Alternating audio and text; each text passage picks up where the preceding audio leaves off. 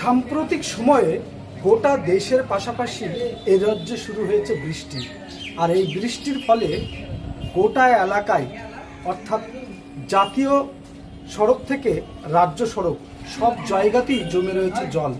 শুধু তাই নয়, ছোট ছোট গলিপথে সেখানেও জমে রয়েছে জল, আর যার ফলে জনজীবনে শুরু হয়েছে চরম ভোগান্তি। এমনটাই চিত্র উঠে এলো মুর্শিদাবাদের ডোমকল পৌরসভার 12 নম্বর ওয়ার্ডে। সেখানে জল জমে থাকার কারণে শুরু হয়েছে মশার উৎপাত। পাশাপাশি শুধু তাই নয়, জল জমে থাকার কারণে সাধারণ মানুষের যাতায়াতের চরম সমস্যায় হচ্ছে। ড্রেনটা আছে, ড্রেনটা দরকার, আর কিছুই না। ড্রেনটা হয়ে গেলে ড্রেনটাও সমস্যা দূর হয়ে যাবে। ওদিকে ছোটো ড্রেন আছে, পানাটা ওদিকে ঠিক সমস্যা ঠিক আছে, এদিকটা ঠিক নাই। এলাকার মানুষের দাবি এখানে ভালো জল নিকাশির ব্যবস্থা নেই, যার ফলে এই চরম ভোগান্তির শিকার হচ্ছেন তারা। সরকারের কাছে তাদের আবেদন, এখানে অর্থাৎ 12 নম্বর ওয়ার্ডে যেন ভালো একটা জল নিকাশির ব্যবস্থা গ্রহণ করা হয়।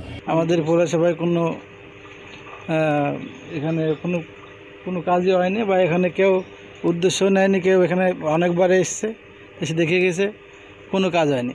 এখানে সমস্যা সবই আমাদের বাচ্চাদের স্কুল নিয়ে যেতে পারি না, বা এখানে রাস্তা পারাতে পারছে না। এখানে সামনে মসজিদ আছে, নার্সিংহোম আছে, একটা মানুষ যে এখান থেকে রাস্তা দিয়ে বেরাবে বা যেতে পারবে তার কোনো পরিস্থিতি নেই। আমাদের এখানে অনেকবার বলা হয়েছে এমএলএকে, তারপরে বিডিওকে আমরা দরখাস্ত জানিয়েছি, তারপর লোকালিটিকে জানিয়েছি, কোনো কাজ হয়নি। আমাদের এই একটা গ্রামে যে অনেকজনের বসবাস আছে, এখানে যাওয়া আসার খুবই অসুবিধা হয়।